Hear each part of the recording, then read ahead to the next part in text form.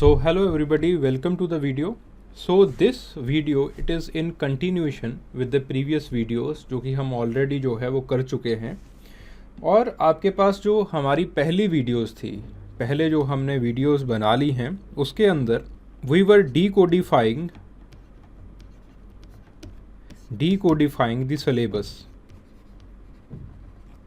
और डिकोडिफिकेशन के अंदर हमने जो है सबसे पहले एक बहुत ब्रॉड आउटलाइन जो है वो हमने ड्रॉ किया था। After that outline we saw that there are basic 6 pillars, या फिर आपके पास जो है 6 जो है वो आपके पास जो है वो थीम्स हैं around which you have to prepare.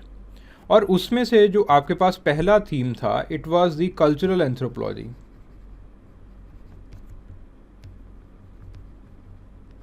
Cultural anthropology, methods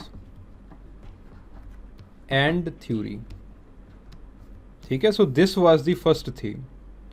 इसके अंदर हमने जो है वो पिछली वीडियो के अंदर देखा कि आपके पास जो कल्चरल एंथ्रोपोलॉजी का पार्ट है, मेथड्स एंड थ्योरीज, ये जो पार्ट है, इस पिलर को हम जो है वो 2 पार्ट्स के अंदर जो है वो डिवाइड कर सकते हैं। आपके पास जो है जो पहली चीज़ है, जो पहला पार्ट है, वो है आपके 2 या 3 पार्ट्स के अंदर जो है वो आप डिवाइड कर सकते हैं, टू बी वेरी प्रिसाइज। पहला पार्ट जो है it is about the basic concepts. Basic concepts like cultural relativism, social stratification, social institutions, social groups, civil culture and civilization, etc. etc. These are certain basic concepts. Then उसके बाद बात आती है cultural institutions की। Cultural institutions like marriage, family, kinship, etc. etc. Then उसके बाद बात आती है how to study the culture। ठीक है, studying the culture, कि आप जो है वो कल्चरल इंस्टीट्यूशंस को या फिर पूरे कल्चर को जो है वो स्टडी करना चाहते हैं, कैसे आप स्टडी करोगे, किस तरह से स्टडी करोगे। तो इसको again we can divide it into the 3 parts. तो इसको भी जो है वो हम 3 पार्ट्स के अंदर जो है वो डिवाइड कर सकते हैं। मैं यहाँ पे लिख देता हूँ। पहला पार्ट है the part of approaches and theories, approach या फिर थ्योरीज, इसका पार्ट, कि आप जो है वो थ्योरीज देखते हो, अप्रोच देखते हो कि कल्चर को किस तरह से देखा जाना चाहिए। देन आपके पास जो सेकंड पार्ट है it is all about the methods, जिसके अंदर आपके पास जो है वो फील्ड वर्क वगैरह, ये जो सारे मेथड्स हैं ये आ जाते हैं। किस तरह से जो है वो आपको डेटा कलेक्ट करना है, प्लस मेथड के साथ आपको जो है वो डेटा को लिखना कैसे है, एथनोग्राफी कैसे कंडक्ट करनी है।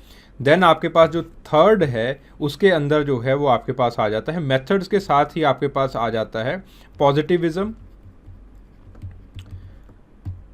Non positivism and anti positivism. ठीक है, ये 3 चीज़ें जो है वो इसके साथ आ जाती हैं। मैं इसको जल्दी जल्दी से कर रहा हूँ ताकि आपका एक बार जो है वो रिवीजन हो जाए कि पहले जो है वो हमने क्या किया था। ठीक है, देन आपके पास जो तीसरा है, तीसरी जो चीज़ आती है इसके अंदर वो आती है कि आप जो है टेक्निक्स की फील्ड के ऊपर आपने जो है वो कौन सी टेक्निक्स जो है वो लगानी है।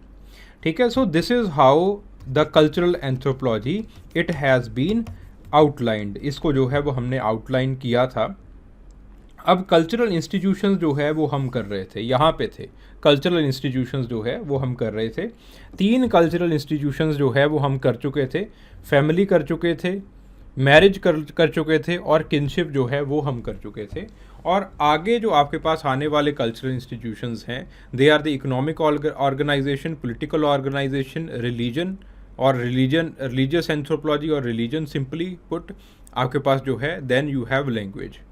तो ये जो आपके पास कल्चरल इंस्टीट्यूशंस हैं, ये जो संस्थान हैं, ये हम जो है वो आज की वीडियो में या फिर आगे आने वाली वीडियोज़ के अंदर जो है वो हम देखेंगे। So to begin with, we'll start with the economic organization। तो आपके पास जो इकोनॉमिक ऑर्गेनाइजेशन है इट इज़, या फिर आपके पास जो इकोनॉमिक एंथ्रोपोलॉजी है, this chapter it belongs to economic anthropology. ठीक है, तो जो आपके पास इकोनॉमिक एंथ्रोपोलॉजी है, इकोनॉमिक एंथ्रोपोलॉजी को again it can be studied और it can be viewed by two prospectives, दो पर्सपेक्टिव जो है वो बनाए गए हैं ताकि आप एंथ्रोपोलॉजी को, इकोनॉमिक एंथ्रोपोलॉजी को समझ सको, देख सको, व्यू कर सको। तो आपके पास जो है वो दो पर्सपेक्टिव्स इसके पास आते हैं। एक है आपके पास फॉर्मलिस्ट का पर्सपेक्टिव, दूसरा है आपके पास सब्सटेंटिविस्ट का पर्सपेक्टिव। ठीक है, फॉर्मलिस्ट का पर्सपेक्टिव क्या कहता है कि आपके पास जो है, जो ट्राइबल इकोनॉमीज हैं वो फॉर्मल हैं। फॉर्मल का मतलब क्या है कि जो आपके पास ट्राइबल इकोनॉमीज हैं वो भी जैसे हम प्रॉफिट के लिए काम करते हैं, हम जो है वो प्रॉफिट मैक्सिमाइजेशन के लिए हम प्रोडक्शन मैक्सिमाइजेशन करते हैं, वैसे ही आपके पास जो है वो ट्राइबल्स भी जो है वो फॉर्मलिस्ट के पर्सपेक्टिव से जो है वो आप इनकी इकोनॉमिक ऑर्गेनाइजेशन को समझ सकते हो। देन आपके पास आते हैं सब्सटेंटिविस्ट। सब्सटेंटिविस्ट का मानना है कि ट्राइबल ऑर्गेनाइजेशन के अंदर आपके पास जो है वो पहले सोसाइटी को रखा जाता है, फिर जो है वो इकोनॉमी को रखा जाता है। तो वो हमेशा जो है वो प्रॉफिट मोटिव के लिए जो है वो, यानी कि इकोनॉमिकल प्रॉफिट मोटिव के लिए जो है वो काम नहीं करते। वो जो है वो सोशल प्रॉफिट जो है वो गेन करना चाहते हैं। ठीक है, तो फॉर्मलिस्ट जो है, अगेन देखो, कोई भी आपके पास रैशनल व्यक्ति है उसके अंदर प्रॉफिट का जो है वो एक कंसेप्ट होगा। प्रॉफिट का कंसेप्ट आपके अंदर भी है, प्रॉफिट का कंसेप्ट मेरे अंदर भी है, लेकिन हो सकता है कि मेरी प्रायोरिटीज़ डिफरेंट हों, आपकी प्रायोरिटीज़ डिफरेंट हों। फॉर्मलिस्ट का मानना है कि जो आपके पास ट्राइबल लोग हैं, जो इंडिजिनस पॉपुलेशंस हैं, उनके अंदर भी जो है वो कैपिटल मैक्सिमाइजेशन, यानी कि प्रॉफिट का जो सेंस है वो कैपिटल के साथ जुड़ा हुआ है, इकोनॉमी के साथ जुड़ा हुआ है। सब्सटेंटिविस्ट का मानना है कि जो प्रॉफिट का सेंस है वो सोसाइटी के साथ, सोशल रिलेशंस के साथ जुड़ा हुआ है। ठीक है, सो दो तरह से जो है वो आप इकोनॉमिकल एंथ्रोपोलॉजी को डिसाइफर कर सकते हो, दो तरह से जो है वो आप इकोनॉमिकल एंथ्रोपोलॉजी को देख सकते हो। ठीक है, फिर उसके बाद बात आती है कि काम कैसे होता है। यहाँ से आपके पास जो है एक चीज़ रह गई कि आपके पास meaning, scope and the relevance of the economic anthropology. Economic anthropology की डेफिनेशन क्या है, how you can define, Bohannan, LP Vidyarthi, आपके पास जो है मलिनोस्की, इन सब लोगों ने जो है वो इकोनॉमिकल एंथ्रोपोलॉजी की डेफिनेशन दी है। स्कोप का मतलब है कि इकोनॉमिकल एंथ्रोपोलॉजी की जो सब ब्रांचेज हैं, या फिर जो आपके पास ब्रांचेज हैं वो क्या हैं, ब्रांचेज या सब ब्रांचेज क्या हैं, और इसका आजकल रेलेवेंस क्या है। ठीक है, रेलेवेंस, अगेन रेलेवेंस कैसे समझते हो, with the help of this topic, globalisation and indigenous economical systems. ठीक है, ये जो है वो आपके पास जब चेंज हो रहा है चीज़ों के अंदर, तो आप जो है वो अभी भी ट्राइबल ऑर्गेनाइजेशंस को अगर समझना चाहते हो तो यही जो है वो आपका सबसे बड़ा रेलेवेंस है इकोनॉमिकल एंथ्रोपोलॉजी के लिए। सो रेलेवेंस जो है वो इस टॉपिक से जो है वो समझा जाता है, globalisation and indigenous economical systems. ठीक है, सो इस टॉपिक के ऊपर भी जो है वो हम आगे चल के आते हैं। ठीक है, फॉर्मलिस्ट सब्सटेंटिविस्ट डिबेट हो गई। देन उसके बाद आपके पास जो है वो ट्राइबल्स काम कैसे करते हैं, या फिर यानी कि आपके पास जो ट्राइबल्स की इकोनॉमिक ऑर्गेनाइजेशन है, जो ट्राइबल्स की इकोनॉमिक ऑर्गेनाइजेशन है, हाउ डज इट वर्क, वो काम कैसे करती है। ठीक है, ये इसका काम कैसे होता है। तो आपके पास इकोनॉमिकल ऑर्गेनाइजेशन जो ट्राइबल्स की है उसके कुछ प्रिंसिपल्स हैं, उसके कुछ आधार हैं कि वो प्रोडक्शन कैसे करेगी, उसका जो है प्रोडक्शन के बाद डिस्ट्रीब्यूशन कैसे होगा, और एक्सचेंज सिस्टम जो है वो कैसे चलेगा। ठीक है, प्रोडक्शन करने के आपके पास बहुत अलग अलग जो है वो आपके पास प्रिंसिपल्स हैं। पहला प्रिंसिपल जो है वो प्रोडक्शन का वो होता है डेमोग्राफी। ठीक है, कि आपके पास जो है वो कितना पॉपुलेशन डेंसिटी है। अगर आपके पास पॉपुलेशन डेंसिटी ज़्यादा है तो आपके पास जो है the production it will be intensive production होगा। ठीक है, सो आपके पास डेमोग्राफी जो है वो पहला आधार रहता है प्रोडक्शन का। दूसरा आधार जो है वो आपके पास जो है वो डिवीज़न ऑफ लेबर रहता है। ठीक है, तीसरा जो आधार है वो आपके पास जो है वो रहता है रिलीजन। ठीक है, तो इस तरह से आपके पास काफ़ी सारे प्रिंसिपल्स हैं, these are known as the principles of production. फिर उसके बाद डिस्ट्रीब्यूशन के आपके पास जो है वो काफ़ी सारे जो है वो प्रिंसिपल्स हैं। जैसे आपके पास रीडिस्ट्रीब्यूशन हो गया। ठीक है, रीडिस्ट्रीब्यूशन के अंदर क्या होता है कि सारा का सारा जो टैक्स है या फिर सारा का सारा जो प्रोड्यूस है वो एक सेंट्रल पॉइंट के ऊपर एक सेंट्रल पॉलिटिकल ऑर्गेनाइजेशन में जाता है, और ये पॉलिटिकल ऑर्गेनाइजेशन उस चीज़ को अपने हक के तहत जो है वो रीडिस्ट्रीब्यूट करती है, अपने पॉलिसी के हिसाब से वो रीडिस्ट्रीब्यूट करती है। ठीक है, ऐसे डिस्ट्रीब्यूशन के मैकेनिज्म्स बहुत सारे हैं। Then you have exchange system. So distribution को और एक्सचेंज सिस्टम को कार्ल पोलैनी ने जो है वो समझाया है, खास करके एक्सचेंज सिस्टम को। एक्सचेंज सिस्टम को कार्ल पोलैनी ने 3 पार्ट्स के अंदर जो है वो डिवाइड किया है। इस इकोनॉमिकल एंथ्रोपोलॉजी का मेरे ख्याल से जो सवाल पूछे जाते हैं यहाँ से, और इवन जो सिलेबस लिखा गया है उसके अंदर एक महापुरुष की जो है वो देन बहुत बड़ी है, जो एक एंथ्रोपोलॉजिस्ट भी नहीं है, वो एक हिस्टोरियन है। कार्ल पोलैनी इकोनॉमिकल हिस्टोरियन है वो। ठीक है, तो उन्होंने एक किताब लिखी थी द ग्रेट ट्रांसफॉर्मेशन।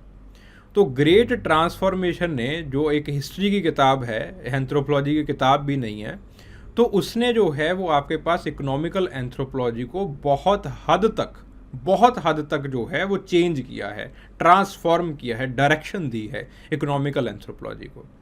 तो डायरेक्टली हमने जो है वो सिलेबस के अंदर भी आपके पास जो एक्सचेंज सिस्टम है, exchange system, distribution and exchange system के जो टाइप्स लिखे हैं वो हमने जो है वो अगेन कार्ल पोलैनी के पर्सपेक्टिव से लिखे हुए हैं। Reciprocity, redistribution and the market mechanism. ठीक है, और ये किन कम्युनिटीज़ के अंदर आपको स्टडी करने हैं, ये प्रिंसिपल्स को किन कम्युनिटीज़ के अंदर स्टडी करना है।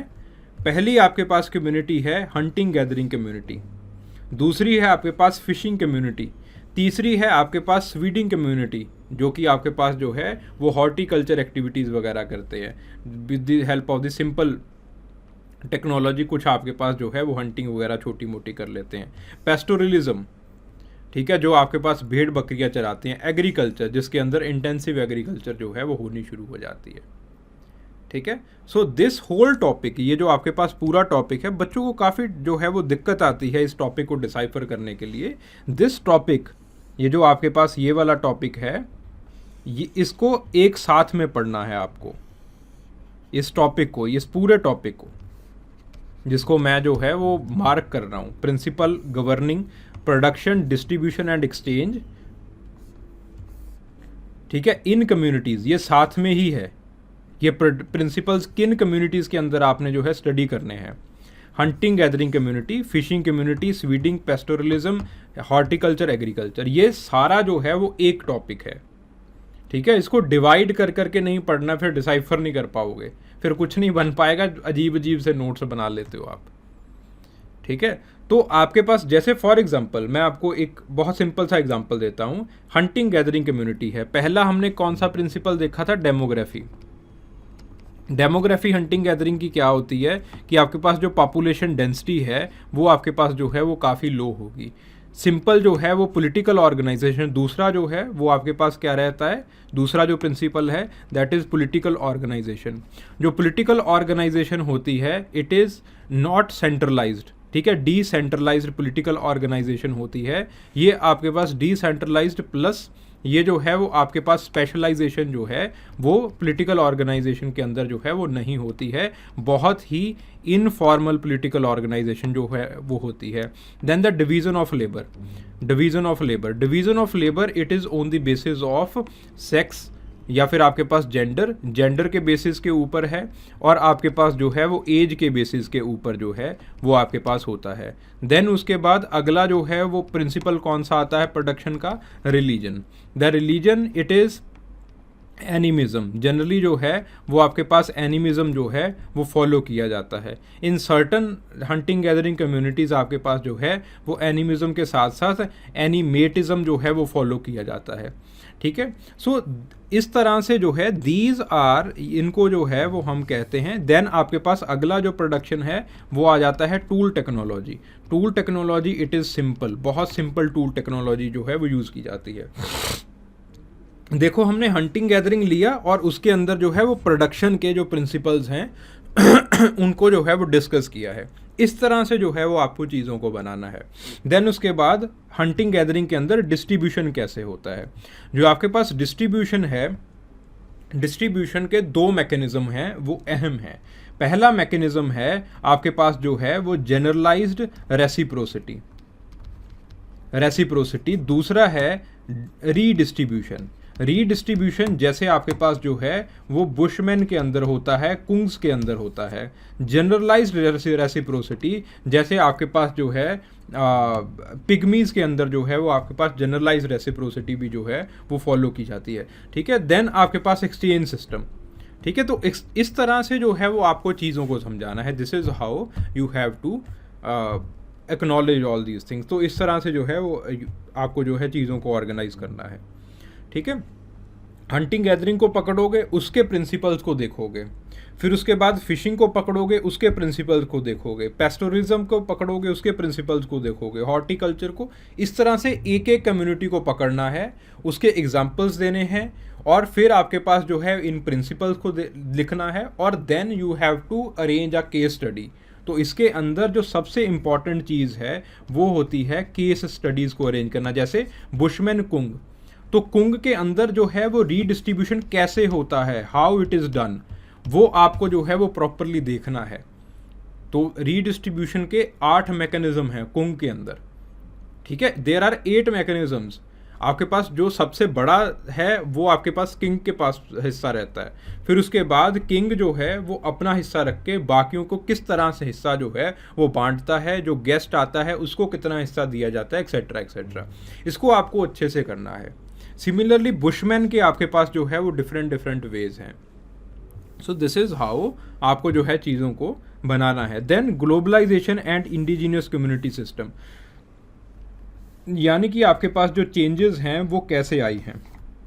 ये जो आपके पास टॉपिक है, again it has been written from the perspective of the book the Great transformation.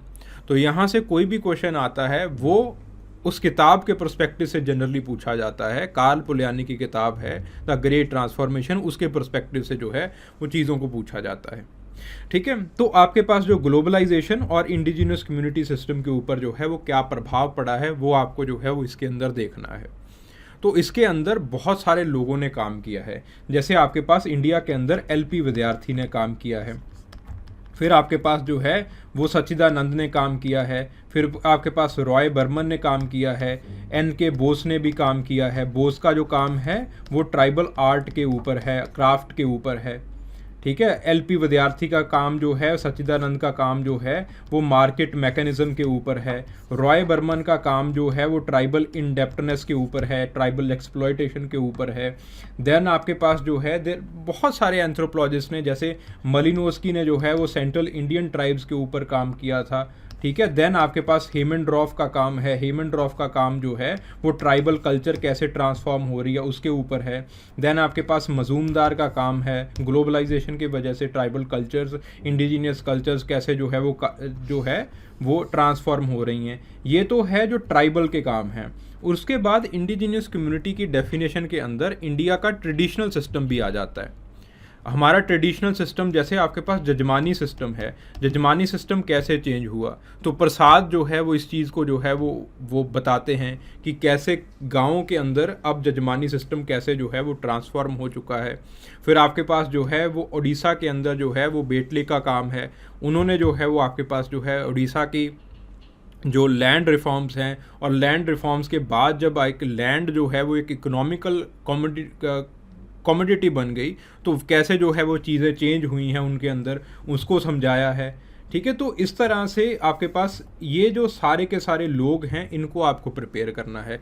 Basically ये जो टॉपिक है, जैसे आप पेपर 2 की अंडरस्टैंडिंग लोगे वैसे वैसे ये टॉपिक जो है वो आपका और जो ज़्यादा है वो स्ट्रेंथन होता जाएगा।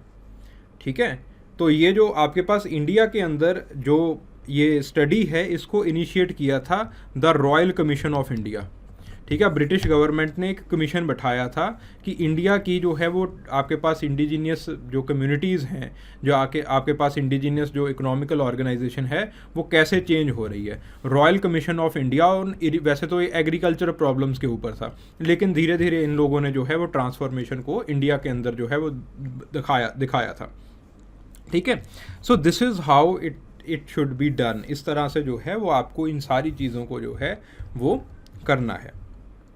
ओके, चलिए।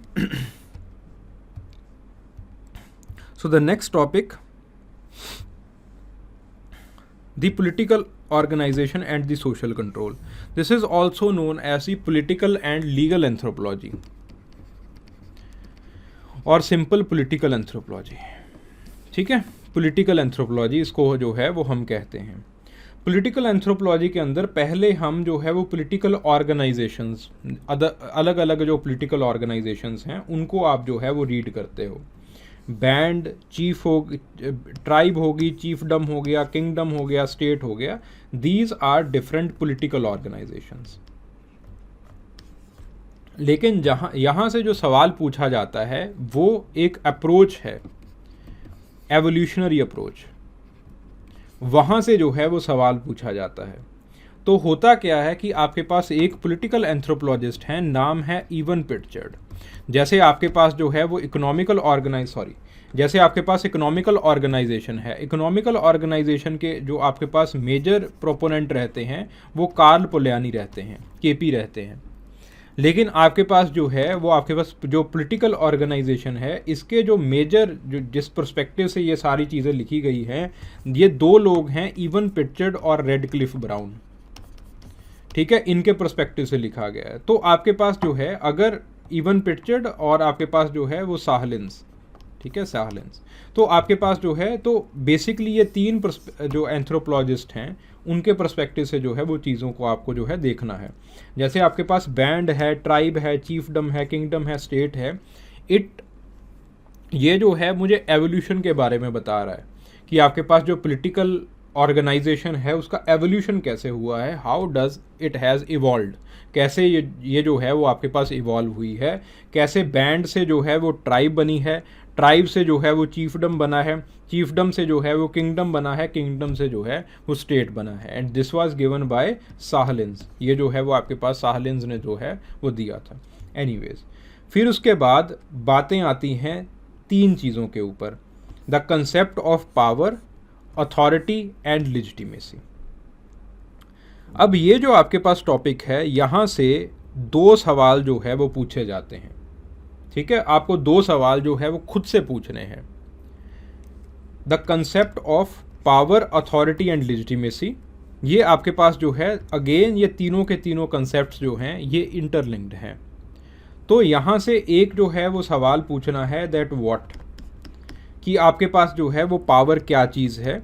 तो पावर को किसने डिफाइन किया है, who has defined power. Power को जो है वो आपके पास सबसे जो प्रभावशाली डेफिनेशन है वो है वेबर की। वेबर पावर को डिफाइन करते हैं as a personal capacity to influence something despite the resistance.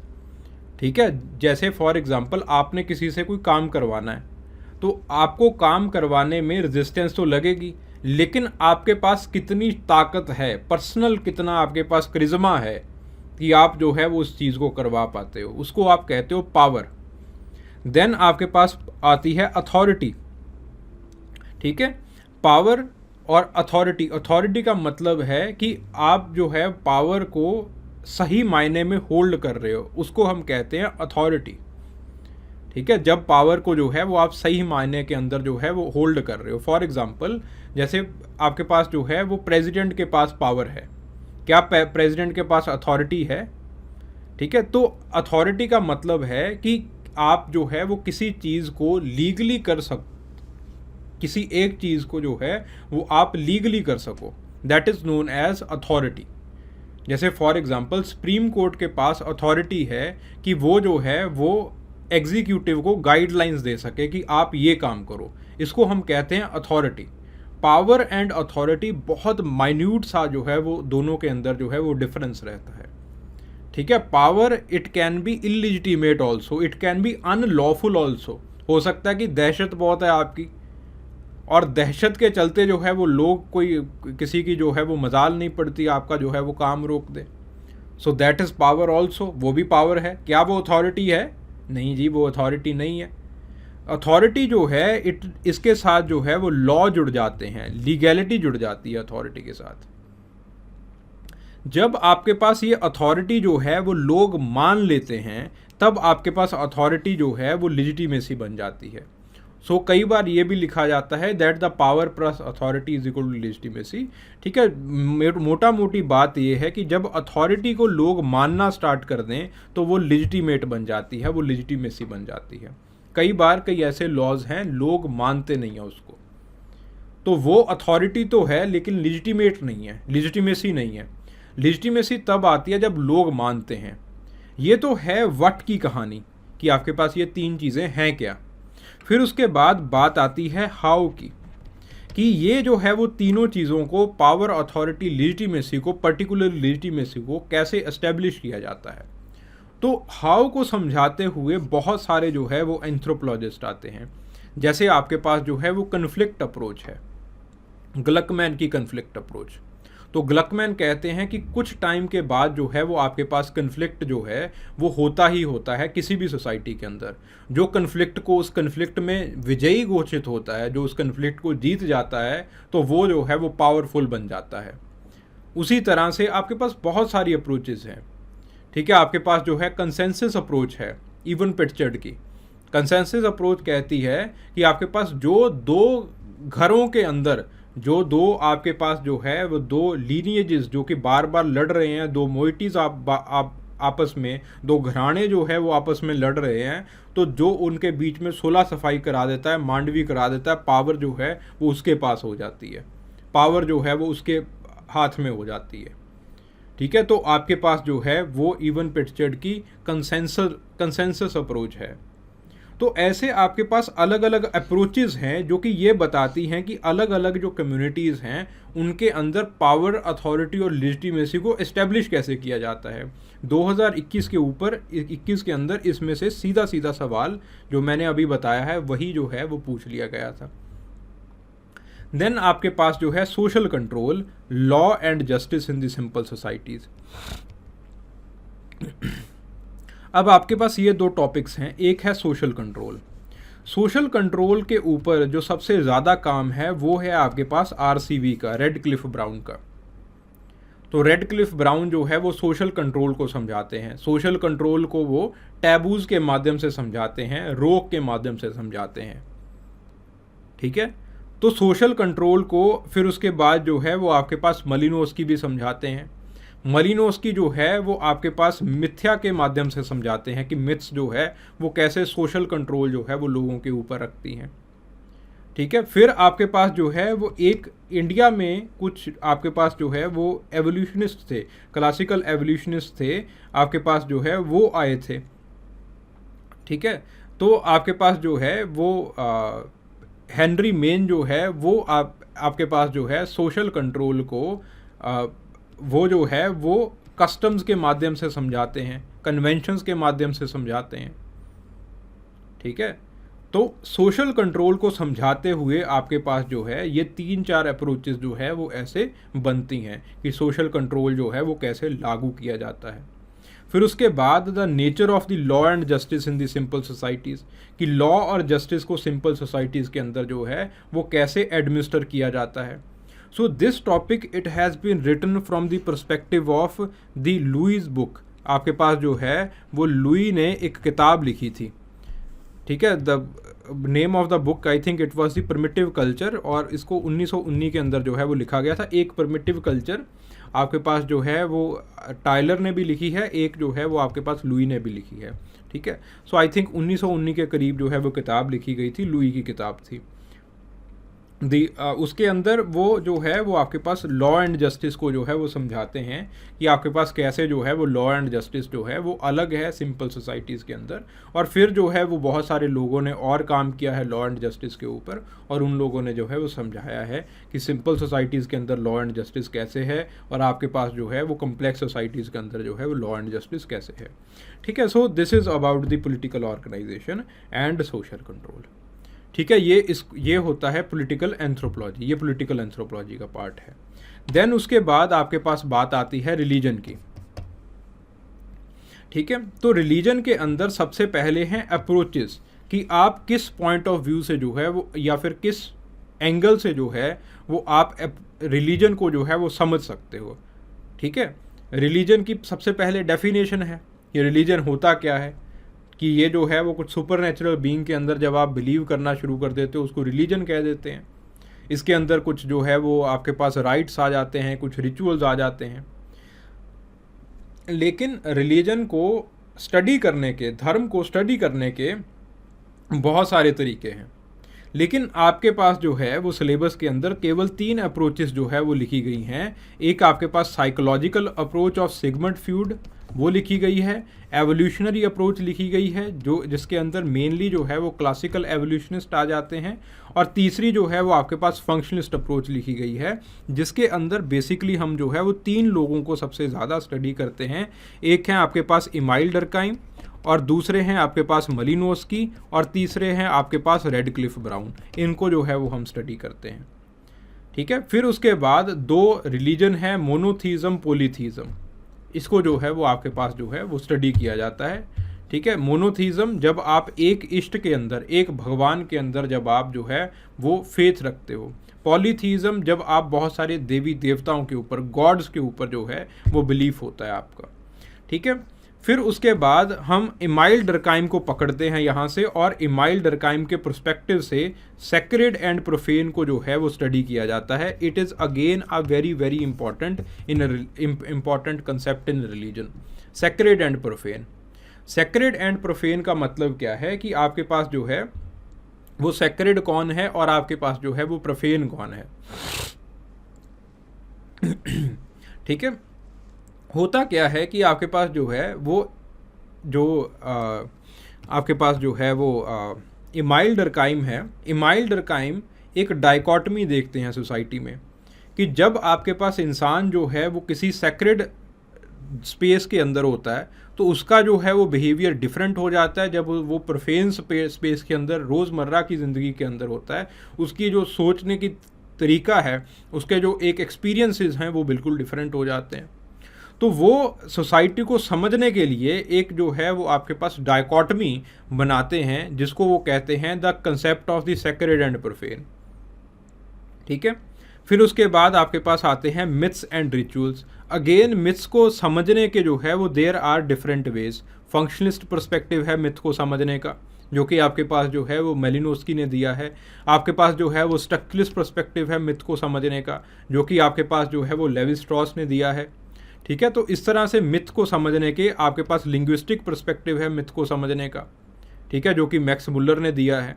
तो आपके पास इस तरह से मिथ को समझने के अलग अलग वेज हैं। देन आपके पास जो है राइट्स एंड रिचुअल्स आ जाते हैं।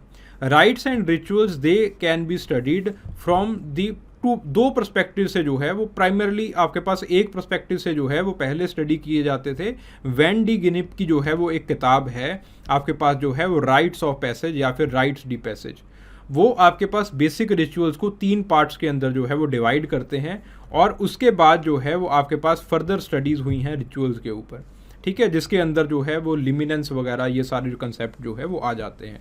ठीक है, तो आपके पास जो है ये है रिचुअल्स, मिथ्स एंड रिचुअल्स।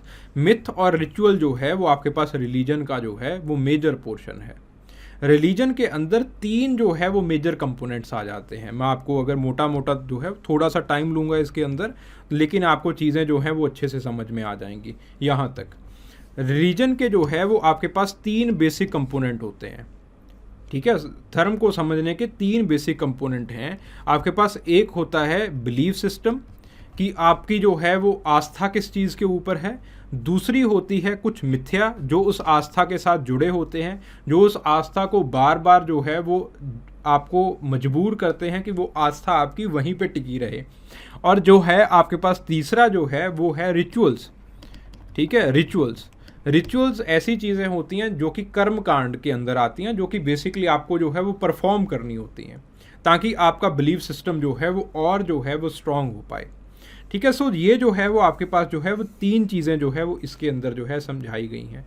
फिर उसके बाद आ जाते हैं the forms of religion, animism, animatism. खैर इसी के अंदर जो है वो फॉर्म्स ऑफ रिलीजन भी जो है वो जनरली कवर हो जाते हैं। ठीक है, एनिमिज्म को जो है वो आपके पास एवोल्यूशनरी थ्योरी के अंदर, एनिमेटिज्म को भी जो है वो एवोल्यूशनरी थ्योरी के अंदर कवर किया जाता है। फेटिशिज्म वो थोड़ा सा अलग आ जाता है, अलग कंसेप्ट है। नेचरिज्म और आपके पास टोटमिज्म, इसको जो है वो आप फंक्शनलिस्ट पर्सपेक्टिव से जो है वो कवर करते हो। नेचरिज्म को जो है वो आप लिंग्विस्टिक पर्सपेक्टिव से कवर करते हो। ठीक है, देन आपके पास जो है अगेन एवोल्यूशनरी पर्सपेक्टिव से ये तीन चीज़ें जो है वो आती हैं, religion, magic and science. Interview में भर भर के इस कंसेप्ट के ऊपर जो है वो क्वेश्चन पूछे जाते हैं, क्योंकि जनरली आपके दिमाग के अंदर जो है वो एक डायकॉटमी बैठी होती है, एक विरोधाभास बैठा होता है कि या तो आपके पास जो है वो रिलीजन होगा या फिर आपके पास साइंस होगी। ठीक है, देयर वाज एक थीसिस डेवलप हुआ, तकरीब आपके पास अभी भी वो थीसिस डेवलपमेंट की स्टेज के अंदर ही है, that is known as the secularisation thesis. तो सेकुलराइजेशन थीसिस ये कहता है कि सेकुलराइजेशन के चलते जो है, साइंस के चलते जो है वो रिलीजन ने बैक स्टेज ले ली है। ठीक है, तो इसके अंदर जो है वो आपके पास हम ये स्टडी करते हैं कि आपके पास मॉडर्न सोसाइटी के अंदर जो है वो तीनों चीज़ें जो है वो कोएग्जिस्ट कर रही हैं। रिलीजन, मैजिक और साइंस तीनों चीज़ें कोएग्जिस्ट करती हैं, इनका कोएग्जिस्टेंस है। ठीक है, मैजिक जो है टूने टोट के भी लोग करते हैं, लोग जो है वो मंदिर के अंदर भी जाते हैं, मस्जिद के अंदर भी जाते हैं, लेकिन उनका विश्वास जो है वो साइंस के ऊपर भी टका हुआ है। जब वो बीमार होते हैं वो डॉक्टर के पास भी जाते हैं। ठीक है, जब कोई व्यक्ति बीमार हो जाता है वो डॉक्टर के पास भी जाता है, वो टूने टोट के भी करवाता है, और वो जो है वो आपके पास जो है वो मंदिर मस्जिद में भी जो है वो माथा टेकता है। ठीक है, देन उसके बाद जो है वो फंक्शनरीज के ऊपर आ जाते हैं, प्रीस्ट, शमन्स। तो जो आपके पास रिलीजन है उसके फंक्शनरीज प्रीस्ट होते हैं, जो आपके पास जो है वो मैजिक है उसके फंक्शनरीज जो है वो शमन या फिर मेडिसिन मैन हम इसको कह देते हैं। जब जो आपके पास जो है वो अगेन मैजिक के अंदर जो है वो आप जो है वो आपके पास दो और फंक्शनरीज आ जाते हैं जिनके पास ज़्यादा लेजिटिमेसी नहीं होती, जिनको हम कहते हैं सॉसरर्स एंड विचेस। ठीक है, विचेस चुड़ैल, वही वाली विच। तो इनके कंसेप्ट को हम जो है वो आपके पास जो है वो पढ़ते हैं। So this is the religious anthropology, इसको हम जो है रिलीजियस एंथ्रोपोलॉजी कहते हैं। ठीक है, देन उसके बाद जो है वो आपके पास आती है language, culture and communication. UPSC में लिंग्विस्टिक्स नहीं है, यूपीएससी के सिलेबस में लिंग्विस्टिक्स नहीं है, लेकिन आपके पास लिंग्विस्टिक एंथ्रोपोलॉजी ज़रूर है। तो क्योंकि लिंग्विस्टिक एंथ्रोपोलॉजी है, लिंग्विस्टिक एंथ्रोपोलॉजी जो है वो लैंग्वेज, और ख़ास करके आपके पेपर के अंदर जो ये टॉपिक लिखा गया है उसके अंदर दो चीज़ें लिखी गई हैं, प्रॉपरली दो चीज़ें जो है वो आपको इसके अंदर जो है वो मिलेंगी इस सिलेबस के अंदर। पहली है आपके पास लिंग्विस्टिक रिलेटिविज्म।